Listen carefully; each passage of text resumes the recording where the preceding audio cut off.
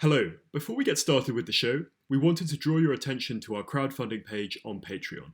If you've been enjoying Always Take Notes, please do consider supporting us there. It helps us to keep the podcast going. If you support us on Patreon, you can get a great selection of rewards, including a shout out on the show and a selection of successful magazine pitches. If you pledge $10 a month, you get a free 2-month trial to Otter worth $26 alongside the other rewards. Otter offers automated transcription and live note-taking for in-person and virtual meetings. I found it to be a huge help when organising interview material. You also get access to a series of mini episodes from previous guests on the show in which they answer 3 revealing questions. The latest episode features Joanne Harris, and here's a snippet.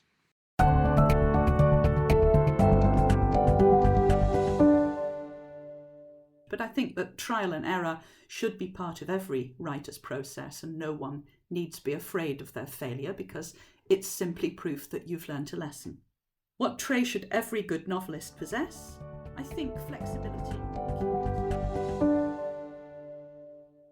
Hello, and welcome to Always Take Notes. In this episode, we speak to football writer Henry Winter.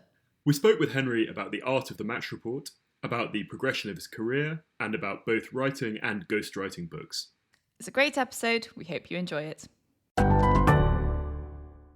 Welcome, Henry, to Always Take Notes. It's fantastic to have you on the show. I wondered if we could start by talking about the art of the match report, how it actually works. You know, when do you start writing? How long do you have? Where do you write it? Just sort of lift the lid on the whole process. It always fascinates me how just fascinated people are with the match report. Because if I'm walking into a ground or coming out of a ground, they often say, well, when do you write your match report? I go, when do I write my match report? It has to be filed by 85 minutes. So I can go back. I mean, you're a big Manchester United fan. You may be too young to remember, but 1999 was an amazing year in your history. But for journalists in the press box at the Nou Camp for the Champions League final against Bayern Munich, when Manchester United were trailing 1-0, and I had already filed about 950 words on Alex Ferguson being tactically inept, the Germans having this control over England, the tactical naivety, what was Ferguson doing, playing 3 wingers in a 4-man midfield. And then the glory of this game is that, you know, football, bloody hell, to quote the great man, Sir Alex Ferguson as he was at the time. The whole thing changed around. But, you know, I was looking around the press box and I'm quite calm, but there were people screaming down their phones saying, you won't believe what's happened.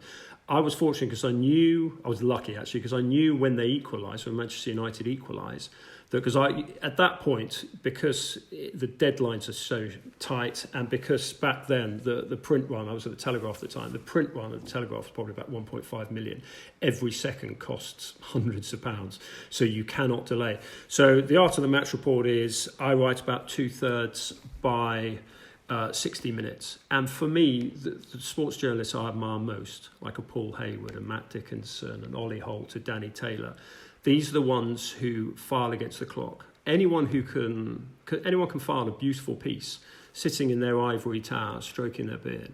But those who do it, I've seen certain distinguished sports writers come in and try to do an 1,100 word runner on a huge big European night against the clock and absolutely melt, because they just cannot cope with, because they want to polish every word. You can't. You have to absolutely sort of deliver that. It's almost like delivering a radio commentary. I changed my match reports and my mechanics of filing a match report, which is basically probably 1/3 of my job. I'd probably do about, in lockdown I've done even more, probably into about 150 games behind closed doors in the last 12 months. So those are all runners. But if it was a Ferguson team, I talked to the office at the Telegraph and I said, listen, Manchester United under Alex Ferguson, they change in the second half because he gets into them at half time. He has a real go at them. And he would have this trick. He would have a go at a couple of players he knew he could absolutely slaughter, like a Giggs or a Scholes. And that message would then seep through to the other members of the team. And Manchester United will come out fired up in the second half. So often by 60 minutes... and I could push my first sort of tranche of copy, which would often be about 600-700 words. I would often just file it then, because often the match could be defined then. But then you have to give another tranche of copy at about 80 minutes, which could be another sort of 200 words. And then you have something called a top and tail. On a Champions League final, you want it to be quite good because so many people are going to read it. It goes all over the country. It obviously goes immediately up online in the digital age. But that was a chaotic night, as was Istanbul 2005 with Steven Gerrard when they went into extra time. And that also, the 99 was the night that News International, Times, Sun, etc., their computers crashed for the first edition. So they were going, we've got a double whammy here. We can't even get anything out. But I mean, I was just talking to the office and I said, listen, Manchester United have equalised through Teddy Sheringham. The way it's going, they could score again, and 30 odd seconds later, they did. So to be honest, it's brilliant to do, and it's very cathartic because I can walk out of the ground and go for sort of drinks with mates who are supporters of whoever the teams are, and they'll all be absolutely buzzing and wanting to get all their sort of views and the emotion of the occasion out, and I'm sort of sitting there going, I've kind of done all that. I've thrown everything that I can at the screen. And I look back the next day and think, I missed a line there. I'll look at other people's match reports they run us. I never look at rewrites. Anyone can do a good rewrite, which is the match report you refile for the second edition. It's that first edition, that instant impression, that the first draft of history, and it's manic. I still think that we actually went at 1-1 because the edition was so tight. But then 30 seconds later, I updated that and it went at 2-1, one of the glorious moments. And final story on 99 is that obviously the first edition was in a dramatic late turnaround. Manchester United turned history and German supremacy on its head with 2 late goals, followed by about 1,000 words of me excoriating Ferguson's tactics. Obviously, it was then better for the second edition. Of course, what were the editions that got delivered to the Manchester United hotel in Barcelona? So Ferguson and all his coaches woke up with probably slight hangovers, probably hadn't even been to bed, to see the first editions, which was well done Manchester United, followed by 950 words. The second edition was more balanced. First press conference at the start of the next season, and Ferguson went, I saw your first edition. So it is the test. It is, for me, it's the adrenaline shot is doing that first edition runner. So I saw this quote from a previous interview you said, where I think you were asked about where you got your writing done, and you said, I don't have a desk, I write in lay-bys, service stations, grounds, only 4 essentials, Diet Coke, iPod playing Linkin Park and Pachelbel, large notebook, my watch ticking down to deadline, which I thought was a sort of adroit way. But is it, where physically are you doing this? So you're in the press box till 90 minutes, and then you're writing more when you're on the road on the way back and stuff? Or how does it work? You have another sort of 50 minutes before you get chucked out the ground, in which obviously a lot of things are done on the Zooms, press conferences done on Zooms, and then you'll get a feel of what the managers are saying. I do a lot on social media, Twitter, and I'll go on maybe 1 or 2 of the players, see how they've reacted. I'll quickly spin onto the 2 teams' main supporters, fans forums, just to sort of make sure that I haven't missed anything, because even though I'm not a fan of Manchester United or Bayern Munich, although I was at school in Munich as a kid and did go and watch Bayern Munich when I was out there, I'm not a sort of a hardcore supporter, like sort of Rachel had season tickets at Old Trafford. I'm not like that, so I need to know what the fans are thinking. I need to, because it's, the fan impression is so important. If I read a match report of who the great match was, say like a Paul Hayward at the Telegraph. I know he's writing a book at the moment, but when he does a match report, he doesn't tell you the X, Y, and Z, because people know that, because that would have been out on social media, people have been watching the game. And I will write a match report differently to whether it's on terrestrial or whether it's on satellite, because more people would have watched it on terrestrial, and they won't necessarily need the headers and volleys. So I'll give them more the emotion of the occasion. It's possibly because I'm hopeless on facts and forget who passed to whom, but it's the emotion of the occasion. And that's why someone like Paul Hayward is brilliant, because of his ability to capture. And the best writers and the best journalists and the best sports journalists are those who manage this unbelievable juggling act of writing with passion and perspective. So that passion to be ringside, I mean, you've been a war correspondent, you've sort of filed very close up, I imagine in completely horrific situations, but also to have that perspective of being able to take a step back, to be at the back of the stadium, to be beyond the boundary and actually then see what is the significance of something that's happening at speed. And say someone like a Paul Hayward and Martin Samuel at the Mail, Ollie Holt Mail on Sunday, Matt Dickinson, my colleague at the Times. They do that brilliantly. And it is such a difficult art form because a lot of writers can write. I mean, I tend to write with a lot of emotion because I get sort of kind of engaged in the whole event. But I'm not very good at the perspective side. So I think the best writers in this profession, it's not really a profession. I mean, we swan around the world going to football matches and then having a laugh and staying out late afterwards, and the opportunity to travel. It's not a proper job, and that's been highlighted during the pandemic with the amazing work that doctors and vaccine specialists and what I would call proper people do. It's not a proper job, but the people who do it brilliantly are those who manage that amazing skill of writing. I mean, like Hugh McIlvanney, a great boxing writer.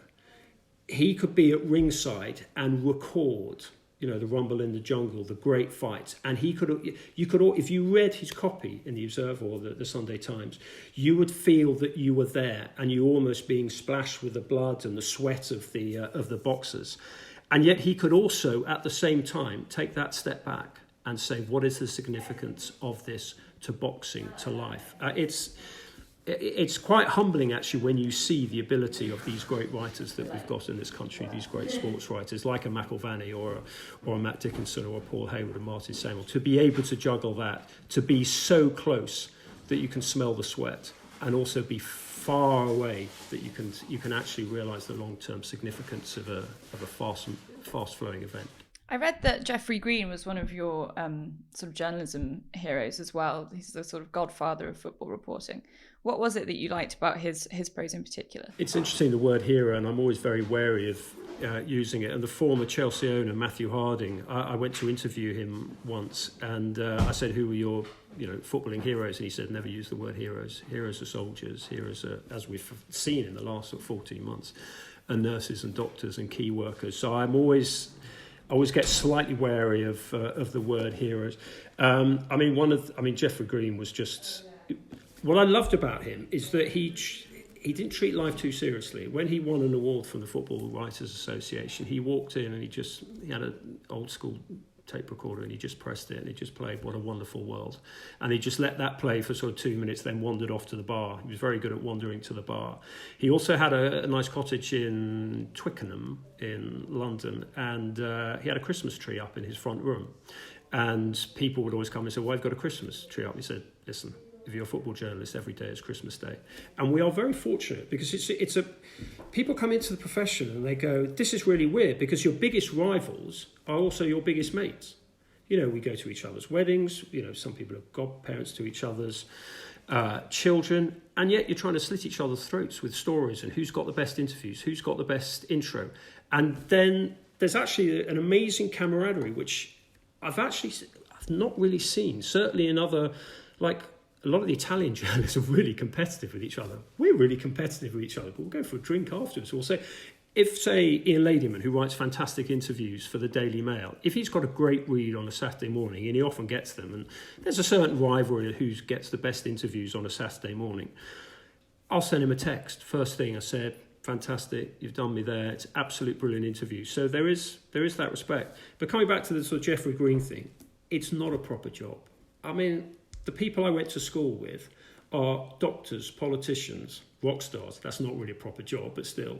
They've just got unbelievable, or they are having unbelievable careers, doing amazing things. I mean, where I live in the country, I've got mates who are RAF pilots. I mean, if I go to the pub with them, now that we're allowed, and talk to them about the things that they've done, the things they've seen, I'm going, the debate about Wesley Fofana's hamstring for Leicester City at the weekend against Spurs slightly pales into significance. So look, I'm incredibly lucky because I just want to travel, and we're very lucky with this job. I've been to 8 World Cups, and the great thing about this job, Simon, you probably got this, having been in countries during an intense emotional national experience, obviously war, far more serious. But when there's a World Cup on, completely different level. But when there's a World Cup and you go to Brazil and the whole country is partying, and you go down a side street off the Copacabana Beach, and then you turn off a side street off that, and you turn off a side street and you head into a favela, and there's a party going on, and there are people watching football and the common language of football. I mean, I speak, smatterings of what I call sort of Champions League speak and can get around a bit. But just that language and that immediacy, and like the World Cup in Russia was fantastic. I mean, I studied Tolstoy and Turgenev at university, and I love getting lost, partly because I get lost quite naturally. But I love the idea of going to a country, walking out of the hotel or Airbnb or wherever I'm staying, and just wandering and getting lost. And if you just smile and say, oh, sorry, I was looking for Tolstoy or Turgenev or Dostoevsky. Dostoevsky was a really good one to use in Russia. I said, Dostoevsky wrote one of his books around here. And I sort of make it up. And people would actually sort of take you and say, no, it was actually over there. And I just love that idea of having that opportunity to travel, to see the world, get paid for it. And it's not a proper job. It really isn't, Rachel. It's a bit of a laugh. Could we roll back to the beginning? I think in another interview that you said that the only other job you'd had was stacking shelves in Selfridges, and this was the only job you could have done. But saying you wanted to be a football writer since you were 15 or 16. Tell us about how you broke in. So you were at Edinburgh, and then you worked for this agency called Haters. Is that right? Yeah, I mean, I was at school in the middle of London, loved being I sang in a choir in Westminster Abbey, and I was never going to make it as a choir boy. Football, for people from my background, the idea of it, well, first I never had the ability, but that was never an issue. But it was always this opportunity. I mean, it seemed a little bit of a scam. Travelling around, being paid to write about football. I captained the England press team for years until I lost the dressing room because I was so useless and we had a bad run of games. But we would go to a country like Poland before England played in Katowice, and we would play, there'd be 20,000 fans would turn up because it was the England national press team, who are not particularly good. Although we would normally get a few former international ringers in to help keep the ball, against the Poland national team. And, you'd march out to national anthems, and I'm just laughing. I'm standing behind Terry Butcher, England legend, who was working for BBC at the time, and thinking, this is not a proper job. I'm here in this amazing country, which I've got an opportunity to explore on the mornings of games.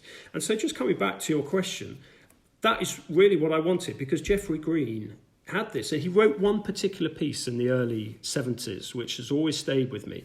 He wrote like a 900-word match report from Maracanã on Brazil against England. I think it was only friendly. It wasn't a particularly big game, but about 800 words of his. It was an absolute spellbinding match report, but 800 words were about his taxi journey from Rio Airport to Maracanã and just the things that he saw and the sort of, the carnage. Obviously, he wrote about the game as well because he was a brilliant writer on the game. But it's partly travelogue for me as well. So I've always liked that. I always wanted to do that. So yeah, the university was absolutely brilliant. I said, listen, I know exactly what I want to do. I'm going to do the day after my final exam here, which I think was Turgenev. I couldn't even spell Turgenev by the time I got there. 4 years sort of messing around. I played non-league football up there. I edited the student newspaper, the normal things that everyone did. But I knew exactly what I wanted to do. And I talked to a lot of kids who are obviously at school or going to journalism school, and I said, just whatever you do, just do it with an absolute passion.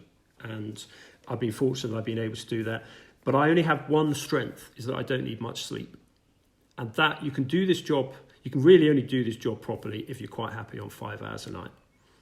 And never mention Thatcher only needed 5 hours a night in front of Alex Ferguson, which Ferguson never mentioned that woman's name in my company, because Ferguson was famously only 5 hours a night. But it is a great trick. So I've also, one other strength I've got is I have a visualization technique which allows me to have a 5-minute kip in a lay-by on a service station or in a car park before matches, which is something that I've learned. So I can just sort of switch off for 5 minutes and then go again and survive on those 5 hours. So those are all those things coming back. I just thought, all my friends were going off and just doing amazing things in life, really responsible jobs, running businesses, politicians, whatever.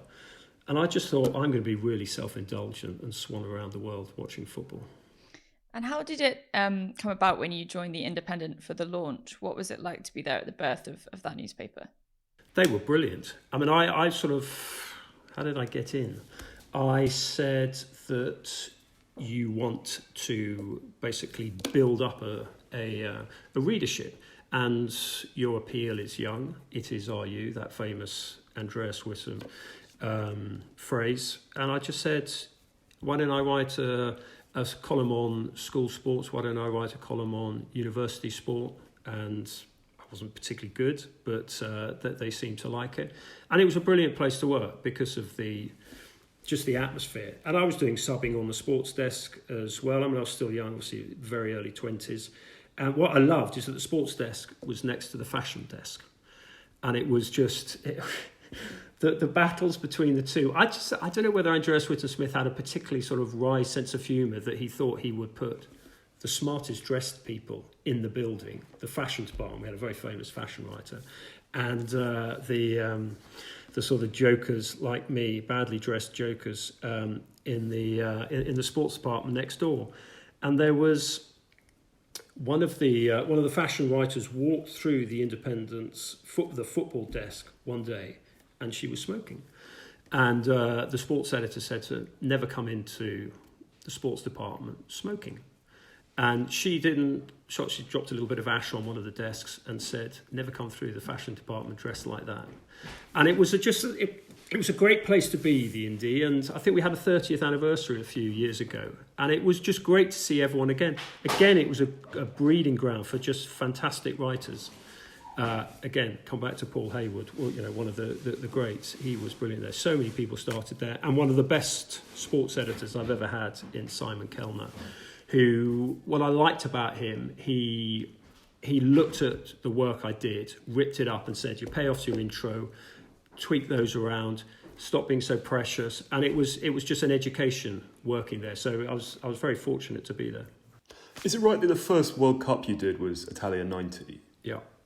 How did kind of moving to covering sport internationally, how was that different to doing it domestically? And then back at that time, how was it different in terms of filing and the logistics? How's that all sort of changed over the years, the international piece? I mean, I think like most people, I just love travelling. And I went out to Italy. The Independents, they didn't have enough money to send people. I said, well, listen, I'm going to go and I'll file pieces for you some when I get back. And they said, fine, but we can't give you any expenses. I was sleeping on park benches. I was just hitching around. And I was fortunate with a couple of the games that I went to. And it's funny, it's one of those things. I mean, we all quarry our experiences in life and use them on a regular basis. And everything that I saw in Italia 90 and had the privilege of seeing Maradona in action, they just sort of shape you as a person, and they shape you as a writer now. Just that experience, knowing that with absolutely nothing, you can go to a game and you can find a phone and you can file and reverse charges, and you're ad-libbing off copy, and there'd be a fantastic copy taker who would be taking things down. And even if you've got, as certainly happened for the first half of my career, when it was all on copy rather than laptops, you've got people screaming, 100,000 people sort of screaming in the background. These incredibly calm copy takers would just take your copy down beautifully. And occasionally you'd be worried, have they got it all? And I've had certain things. I mean, I had a match report in Milan, which it was a match at Rachel, your beloved Manchester United. It was a Manchester United were playing there. And they said, I think my intro was Manchester United knew that things were going to be difficult when they ran out to the theme tune for Mr. Softball. And I got a call from friends at home who said, well, so I've not seen this film, Mr. Softball. And I said, what? And I said, oh, no, we're in the San Siro and about 80,000 Italians screaming. And what I said is Manchester United knew they were in for a difficult evening when they ran out to the theme tune for Mission Impossible. But because of the sort of the sound and, the speed in which they're doing it, came over as Mission Impossible. So, I mean, travelling abroad is what I love. And I mean, the office asked me at the start of lockdown, they said, right, we're asking all our writers, first lockdown, asking all our writers what they miss most. And I was saying, well, actually what I miss most is, going to Barcelona and going for a drink in one of the cafes just in town afterwards, places that you've got to know, bar owners that you've got to know. I don't spend all my time frequenting bars, but it's just, say, Ajax, I love going to Amsterdam. I always stay in the same hotel in the middle of the town near the station because I like to go out at night, and then I know I can get like the 6 o'clock train out to the airport in the morning. And just seeing the commuters, I love that in a city, just seeing a city awake in the morning before the tourists are out, before everyone's sort of got ready for work. I love all that. So, but I didn't want to do that because people were in lockdown. They don't want to read me sort of talking about, 100 great grounds I've been to or 100 great bars I've been to. I would have struggled to have got it down to 100 great bars. But just that travelling, coming back to your point, Simon, just that, the love of travelling. And look, you've been in war zones. I mean, the only time, well, I've been to a few Ferguson press conferences, which could be war zones at times. Istanbul is probably the closest I've come where, they're letting off machine guns over your head and things like that. But no, it's not a proper job. I keep coming back to that because I think it's because I look at some of the younger writers coming in and they are fantastic, and the quality of writers that are coming in now out of the sort of traditional universities, but also out of journalism school. I mean, would you believe it? There is a 3-year course on football journalism, and they're so good. But they take it as a very serious profession. And then I come along and say, well, actually, it's a bit of a joke. Really, there's slightly more important things. Although what has been good in the last 14 months is that as a football correspondent, that we've had to write. I've written for a long time about obesity, and I'm sure when there's a government review eventually into the pandemic and COVID, that the obesity levels in this country will absolutely be looked at. It's a serious issue. I've been writing about it years. I've been to see health ministers and secretaries of state and talk to them about it, partly from a selfish perspective, because I worry about what it does for the national team long term if the pool of talent is restricted by a bad diet at an early age. And if you go into, this is a bit technical, but if you go into Premier League academies now, they will often look at kids from overseas, particularly African countries, because they say in terms of sugar intake, they are 2 years better in terms of less sugar intake than kids from down the road here. So I write about that. Obviously, what I love about this job, even though we're writing about the headers and volleys and the football and Fofana's hamstrings, we're also writing about racism. We're also writing about taking the knee, issues like that. I mean, sadly, I've been to many England games, particularly abroad, particularly in East Europe, and also, sadly, in Spain, in Madrid, where England players have been racially abused. So we talk about racism. I've written a book with John Barnes, in which he talked about the sort of racism he experienced, Great England International, growing up. So even though it is a sports base, and although I sort of slightly put it into the context of it's not really a job, we do have that opportunity to talk about health, to talk about politics, to talk about Boris Johnson. Is he literally on a vote with it? I don't know whether I should say this, but I talked to someone very close to Boris Johnson when all the Marcus Rashford stuff popped up for the first time about feeding kids.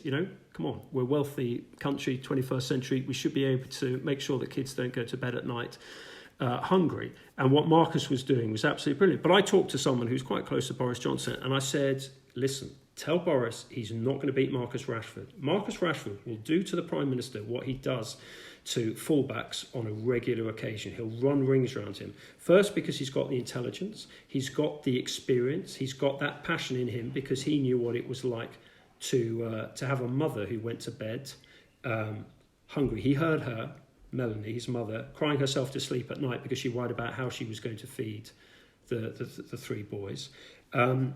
You're not going to beat Marcus, particularly as you look at footballers now.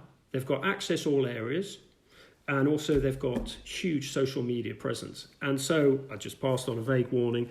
Look, there are 2 number 10s in this battle and only one's going to win, and that's with number 10 on the back of his shirt. So all those things, just coming back to a general point, even though it's not a real job, actually it's quite nice because you do cross all those different areas, the important issues in public life. Footballers seem to be a sort of lightning rod for, various different moral conundrums. I remember at the beginning of the pandemic, Matt Hancock saying that Premier League players should take a pay cut. So yeah, there's much more that you can bring into football stories than just, as you say, the headers and the volleys.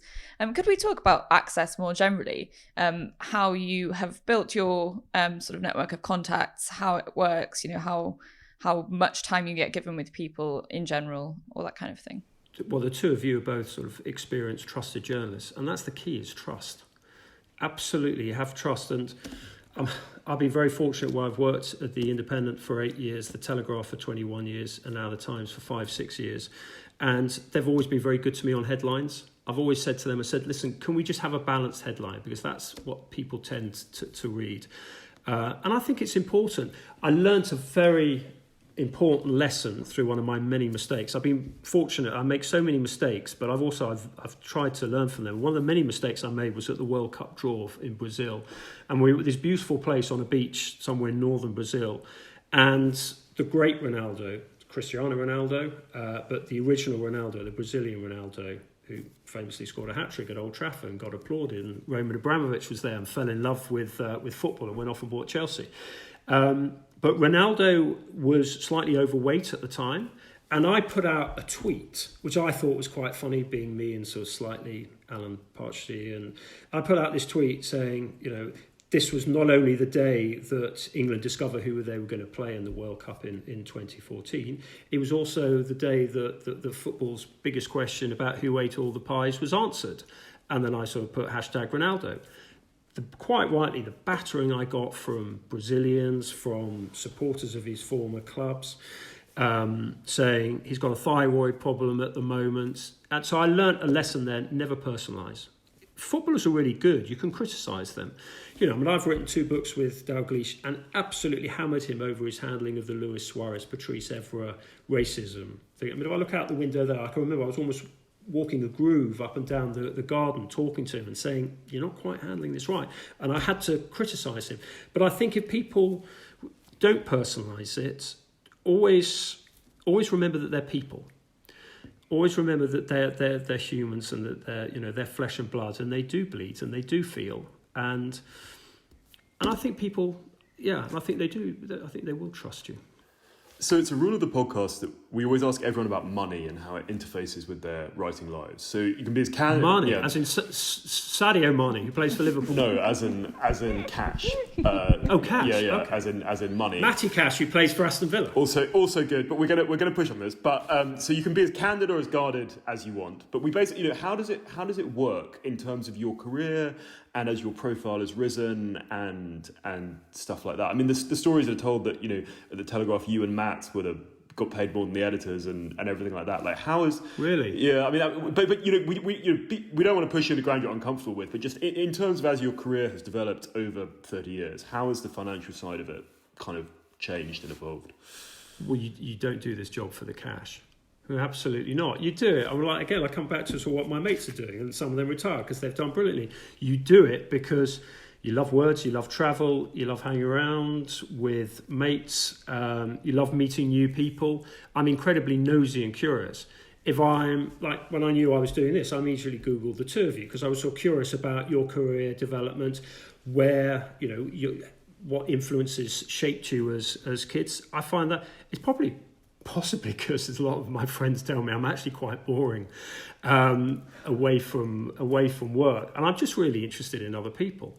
I was very fortunate. I had a very privileged upbringing, schooling and all that, loving family. Parents were... Dad was quite a well-known architect. My mother was a designer. My brother's a very well-known Muslim cleric. My sister is very successful. She's the most talented of the three of us, even though people tend to focus more on my brother. She's a very talented artist. And that was the greatest gift that my parents gave us, was just follow your passion. And I think that's more important than any sort of financial wealth that you can get through work. I never take my holiday. I mean, I read apparently what I was on. What was it? I think Private Eye. They were speculating what I was on. I was going, absolute nonsense. It was way more inflated. And coming back to your point about Matt gets paid absolutely what he's worth, because he is fundamental to the Telegraph. I mean, if I go into a supermarket, I'll be buying Matt cartoons then. And when I left the Telegraph, they got in a slight huff, but I said, listen, I'm going because I've always wanted to work for the Time. This is my dream move. And I went in to see executives and people like that. And I said, listen, I've been here 21 years. I love this place. I'm only going because this is the one place. Anyway, I think they didn't really want me to come back in and say my goodbyes after they put me on gardening leave. But I managed to find a way in through the fire escape. And I'm quite sort of nosy like that, and gone in through the fire escape. I just wandered round the Telegraph offices in Victoria, just saying goodbye to people, because there was, I read some stuff in, I don't think it was UK Press Gazette or online or wherever, just saying I'd sort of left under account. I mean, I've got so many good mates there, and I wanted to say goodbye to them. So I just went round from desk to desk, and someone said, I don't think you're supposed to be here. And I said, well, I loved my 21 years of the Telegraph. The readers, I exchanged letters with. I still exchange letters with Telegraph readers, and I've left, 6 years ago. But one of the reasons why I went back in was to say goodbye to Matt. Because Matt, I just love his humour.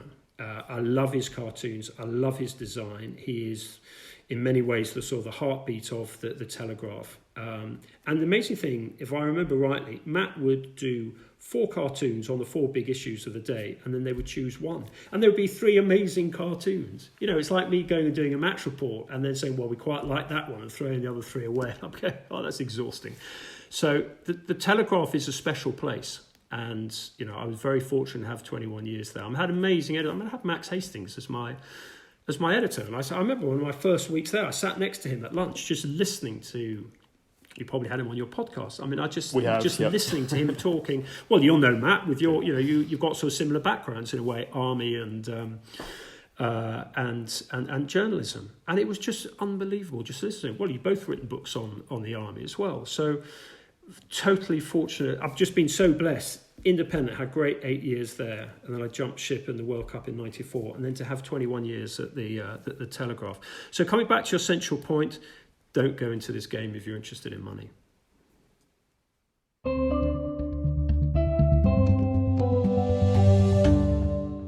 A message from our sponsor, Vitsu. Marta's story. If only each shelf could talk, reflected Marta, a Vitsu customer since 2004. Her shelving system began modestly and has grown over the years. It travelled with her from London to Valencia and now Amsterdam. This is the 5th time Marta has bought from Vitsu. Every time, she speaks with her personal Vitsu planner, Robin, who reorganised her bookshelves to fit her Spanish walls and her Dutch house. He even sent her extra packaging to protect her shelves with each move. You might say that their relationship has become a friendship over the years. Marta knows she is valued and trusts the advice Robin gives. If your shelves could talk, what would they say? Vitsu's 606 Universal Shelving System is a modular, adaptable kit of parts. It can form the perfect home for your books, and even the desk from which to write one. Visit vitsu.com, vitsoe.com, or request a free brochure via email at vitsu.com by quoting ATN 606. Vitsu, makers of long-living furniture by Dieter Rams.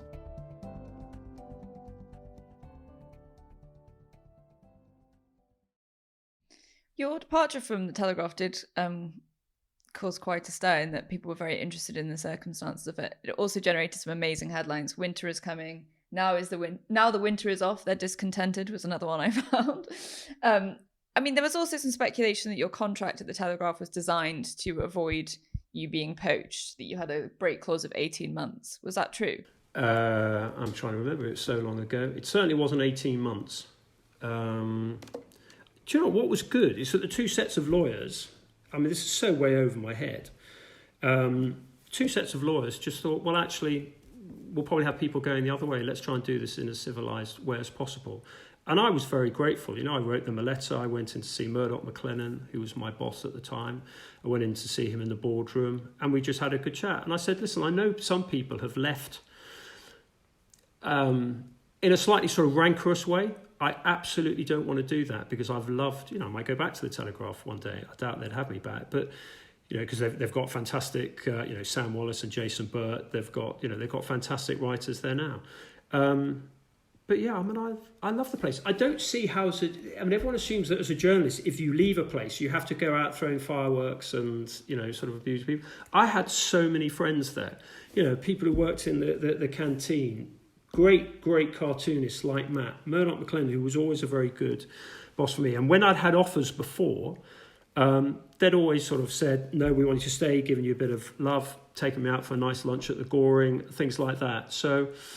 yeah, I look back on it fondly, and I'm quite glad that, I had a few other organisations saying, did I want to spill the beans on the Telegraph? And I said, well, then there are no beans to spill. I'm just going from, it's a bit like being a player, really. It's like going from A to B. So to be honest, I was slightly surprised and highly amused that there was such a fuss about it, because I'm just a reporter, just changing seats. In terms of social media, you've got a huge presence on Twitter, and I was looking at an interview from like 2012 when you had 400,000 followers back then. That's a kind of different era of social media. I also saw an interesting comment that you said that your wife once locked your BlackBerry in the hotel safe and went out and found you going through the combinations. When did you kind of get involved in Twitter? You mentioned a bit about the role it plays in your work and using it as a sounding board and stuff, but did you make a kind of deliberate push to get ahead of the curve on that, or how did it evolve? Pure accident. Someone at the Telegraph suggested it and said, you want to get on quick so you can get at Henry Winter. I think there was a tailor in Hong Kong who had a similar name, and we had a little sort of negotiation, not financial. I just said, listen, mate, I'd really like it, and he was quite relaxed about it. So I got at Henry Winter. You know what? I don't want to suggest that everything comes back to sort of pubs and bars with me, but when I go into the local pub near where I live and I'm sort of talking to sort of people, they're saying, oh, what was it like just walking into Wembley with like 90,000 fans the other day? And I was just thinking, actually, I've got this amazing access that I'm walking in. Obviously, you have to respect access within a ground, so I wouldn't tweet anything from the tunnel if I was down there doing an interview for television or radio. But actually, but people want to see all these things. People want to see a photograph of the ground. I think it's been particularly poignant during lockdown, games behind closed doors, with fans not being able to get into ground. I realised very quickly, don't tweet pictures from inside stadia during lockdown, because all you'll get, quite rightly, is 15,000 people saying, don't rub our noses in it, we're at home, you're lucky to go into the ground. But yeah, just things like that. But I also use it for a bit of fun, but also I use it for a research tool. So if I'm thinking of a line which I'm going to use for a match report, I'll tweet it at 80 minutes of the match. And if people ignore it or say that's rubbish, then I won't use it. But I'll often use it, and if it doesn't get much abuse, I'll use it in the intro. But also, I think it keeps my feet on the ground, because I think I'm probably a little bit arrogant.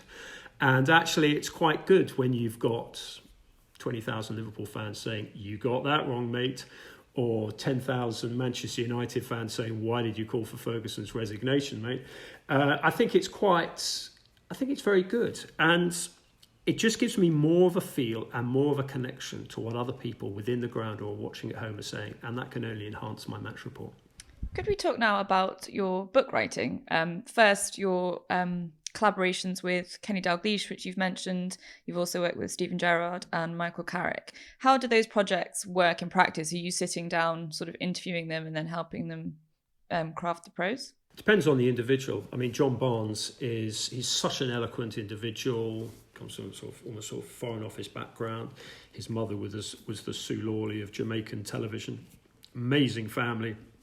So talking to John, similar ages, similar sort of North London backgrounds, I would just put the kettle on, put the tape recorder on and let John speak. And it was just, I mean, it's funny actually, because I found this often, footballers, slight cliche, but they speak as they play. And John was just this magnificent expressionist who would pick the ball up and he would pick an argument up and he would weave and he would weave and he'd weave.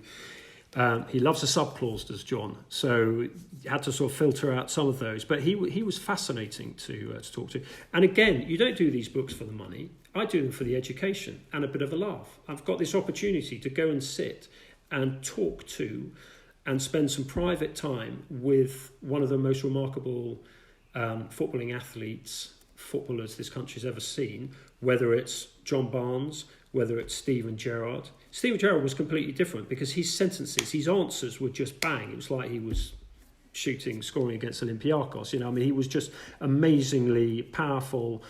I think I had probably about 20 hours with him, which is quite short for a 110,000 word book, but it was all incredible value. And then I think he only changed 4 things at the end, and probably my spelling. Dalglish was more reflective, but there were some very emotional moments in it. And, you know, when he spoke, I mean, the difficult chapter for him to talk about was Hillsborough, because it was the first time that he'd spoken about it at length. And I left all that to the last because he had to be in the right mood. You have to be quite sort of sensitive to moods. I'm writing a book at the moment which will be announced in a month or so, and that I sort of go and I sort of sit down and we talk, and then sometimes someone wants to talk about one part of their career, so you've got to be sort of ready for sort of bobbing and weaving. But Dalglish, when he spoke about Hillsborough, I mean, I always have 2 tapes because one tape broke once and I lost some very good stuff in an interview with Ashley Cole years back. So the 2 tapes are whirring, and then I try not to have notes. Any interview I do, I try not to have notes because I want it to be conversational. I just want to sort of sit there just talking to them so they feel like it's 2 people chatting. But Dalglish, when he spoke, it was just so powerful. And he spoke, and I think I probably tidied up a couple of sentences, but otherwise it all went in. That chapter, which everyone sort of, obviously was a very emotive chapter, a lot of people commented on, that was basically just me. Basically, that was a transcription job. But it's an incredible privilege to talk to these people who I admire as individuals. Steven Gerrard, Michael Carrick at Manchester United. I mean, amazing individuals, John Barnes and Kenny Dalglish. Amazing individuals as well as great sporting individuals. And again, very selfishly, coming back to how does it help me? It expands my knowledge of the game. It expands my understanding of footballers as people, as well as the sportsmen and women that we see on the pitch. And what about with 50 Years of Hurt, in terms of what was your process for doing that? And also, you know, a book which raises a number of kind of criticisms of why English football has not repeated that success from the 60s, but also some of the kind of cultural factors of the game, the way that players are handled. And I was reading a quite interesting review that was talking about saying, you know, that they basically, you know, have young players detached from the society that they represent. I mean, what was your initial point of departure with that book, and what was the experience of writing it, and then some of the reception as well? I got put on gardening leave by the Telegraph, and a few of my mates, including 1 or 2 people in football, sent me messages saying, "You've got a really small garden. I've got a really big garden. You can come over and do the sort of the remaining 3.5 months of your gardening leave, sort of mowing my lawn." I just thought, what am I going to do in this 3.5 months? So I thought, right, I have this finite time. I've always wanted to write this book. Just go for it. So I went out I kind of sort of drew in on all the sort of the contacts and relationships that you try to build up over the years. So I went out to LA and had a chat with Steven Gerrard there on England, the pressures that he felt of playing for England, because he felt, you know, he had 100 odd caps and he felt he only played well in 100 of them. So just trying to go behind the sort of the headline, having a bit more time to talk to someone. Frank Lampard was at New York City at the time, but he had a game out in LA Galaxy, Stevie's team. So I talked to Frank out there as well, and people were really helpful. And I tried to make it like a sort of travelogue. I mean, it was interesting as a book because it came out just before 2016, the European Championships in France, and it didn't do particularly well. And I said to the publishers, and I said, listen, I put my heart and soul and my thesaurus into this book. Why didn't it do so well? And they said, because England didn't do well. And I said, well, kind of the whole idea of the book was why England doesn't do well. And he said, yeah, but if it had done really well, it would have sold. If England had done really well, it would have sold really well. But you know what? I had a long chat. I had a long lunch with Roy Hodgson, who was England manager at the time, and it was.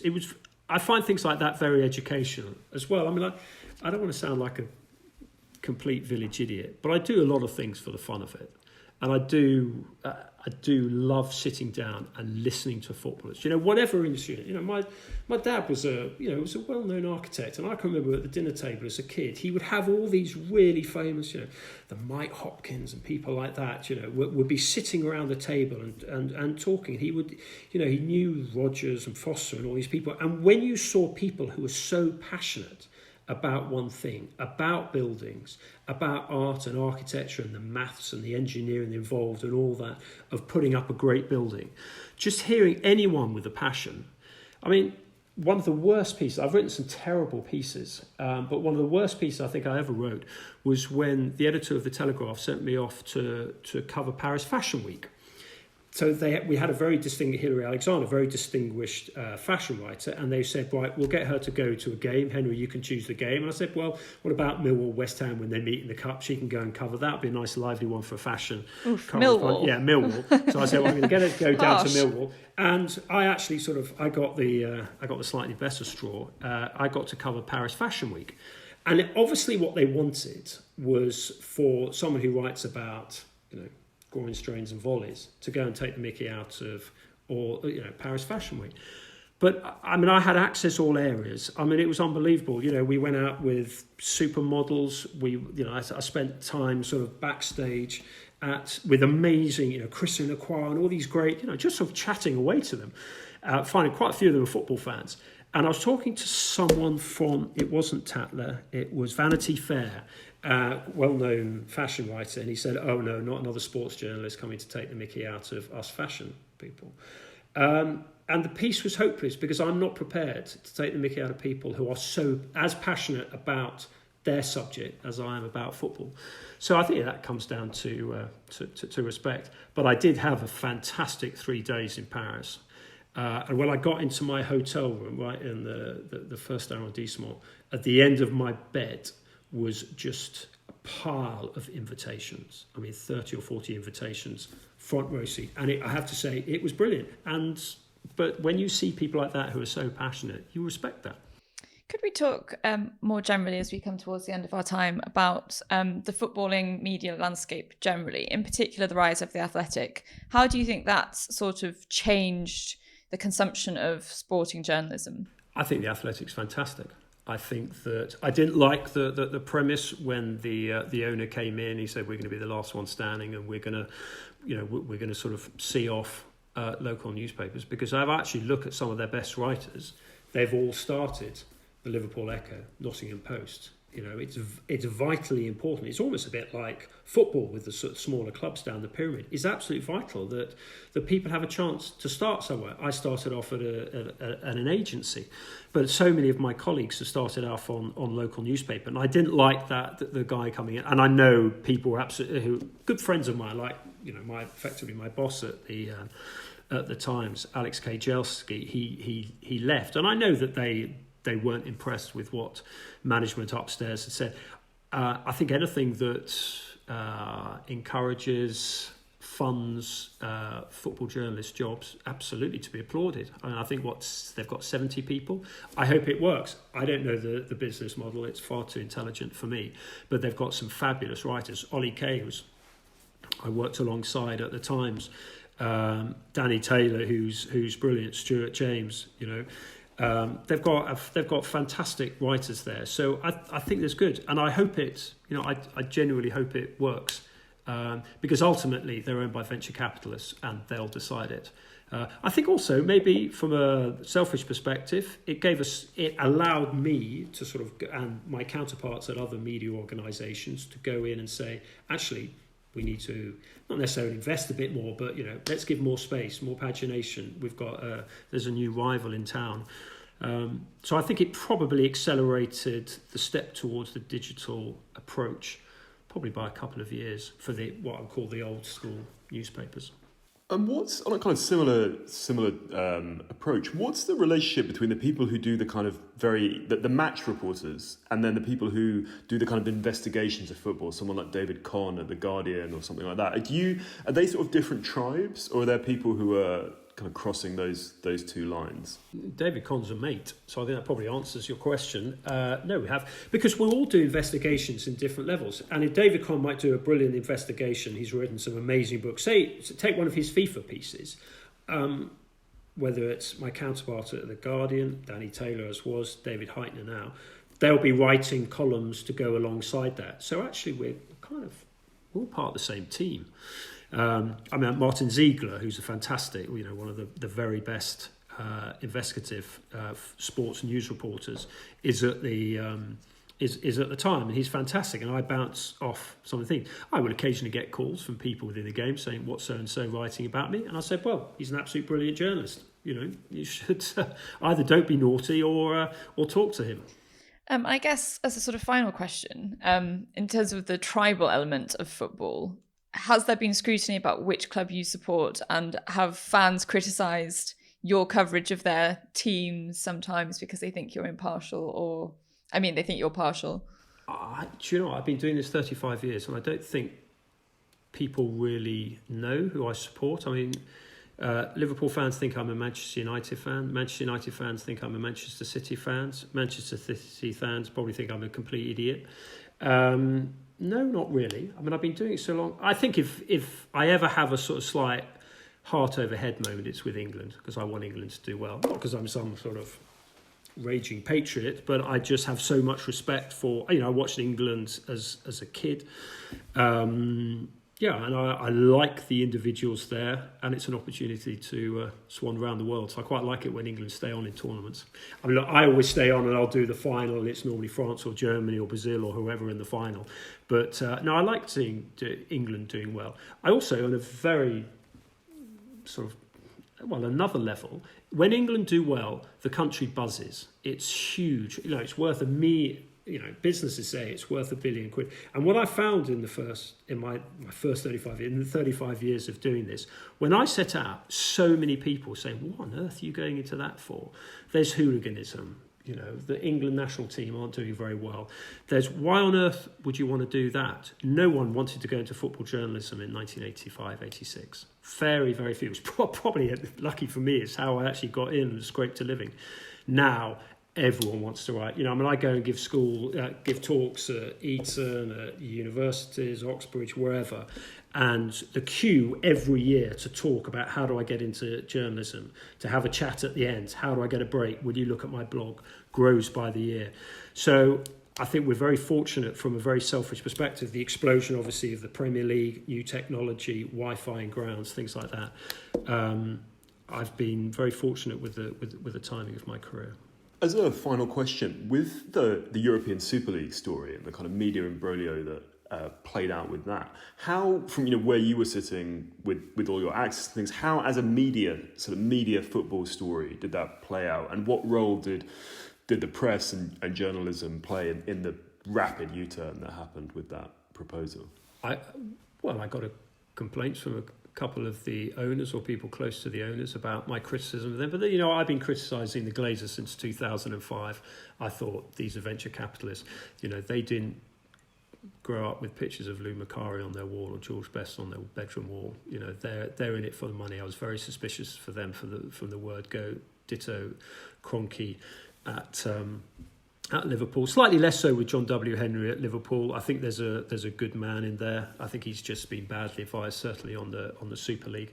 But I think that the reason why the Super League was seen off so quickly, not even VAR has united everyone in football as much as the Super League. But that was a victory for the fans. That was a victory for the fans who, I went to all the games in that way. I wasn't at the Chelsea game, but I was at Leeds United where the Liverpool fans were there protesting. Leeds fans were backing them. And there was this collectivity within English football. I talked to a lot of fans' organisations, and I've always said, you guys have got to be more militant. Like the Germans, you've got to complain more. I've been saying this for them for years.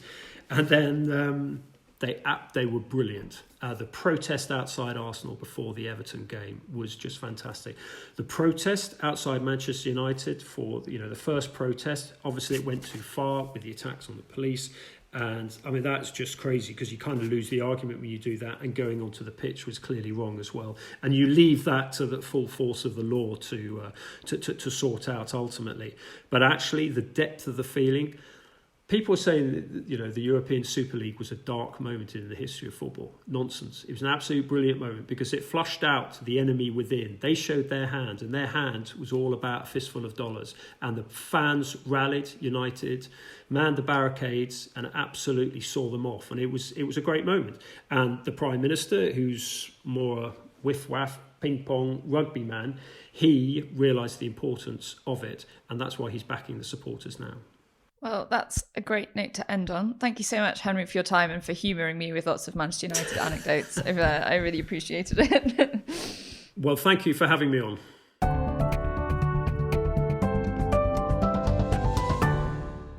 That was the Always Take Notes interview with Henry Winter, the chief football writer of The Times. He's on Twitter at Henry Winter, and his book 50 Years of Hurt is published by Penguin. Hello, it's us again. Rachel, what was your takeaway from the interview with Henry? Well, as a disclaimer beforehand, we should say that we recorded this before the Euros, so obviously we did not take in England's unexpected success there and also the sort of political debate that was going on around the Black Lives Matter protest. But I really enjoyed talking to Henry. I particularly appreciated the fact that he regaled us with Manchester United anecdotes. I told him beforehand that I was a Manchester United fan, so listeners may not have enjoyed the density of anecdotes about my favourite team, but I certainly did. How about you, Simon?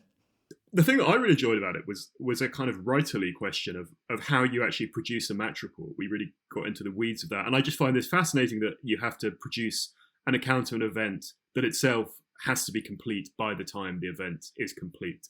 And clearly there's tremendous skill and artistry in that. I was also fascinated by Henry's, I struggle to recall whether it was a visualization technique or a mini nap technique, but he had some kind of like... I think both. I think it was a visualization technique for sleep. Yeah, well, a lot of powerful new age stuff anyway that he's using, which I'm obviously fascinated by. But I thought it was great, and we've not had a football writer on before on the show, so a really good addition to our pantheon. Rachel, what have you been up to outside the podcast? I have been covering for a colleague while he's been on holiday, so that's kept me busy, and I'm working on a few pieces at the moment, which are all due at the same time, so it's lots of fun before I go away at the end of August. How about you? I've been finalising this book proposal I'm working on. It's not completely finished, but I am approaching the finish line, I think. And then The Guardian did a big piece about the battle to publish my book, which came out a week or so ago, and I've had a lot of very positive feedback from, very touching. And I'm also doing various magazine things, so busy from my end. Anyway, this has been Always Take Notes, hosted by me, Simon Akam. And me, Rachel Lloyd. Our producer and social media editor is Artemis Irvin. Our graphic design is by James Edgar, and our score is by Jess Danheiser. If you'd like to follow us on social media, you can find us on Facebook and Instagram at Always Take Notes, on Twitter at Take Notes Always. Our crowdfunding page on Patreon is under Always Take Notes.